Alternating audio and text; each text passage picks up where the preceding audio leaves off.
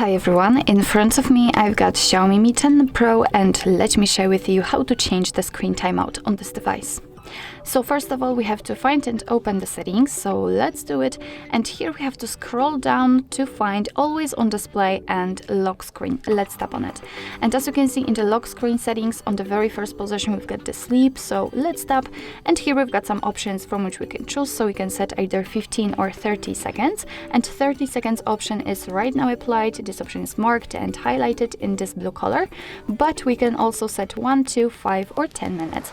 And I personally prefer a longer time, so let me pick, for example, 5 minutes. Just tap on the option you'd like to use, and as you can see, it is notified right here that from now on, after 5 minutes of inactivity, this device will black out.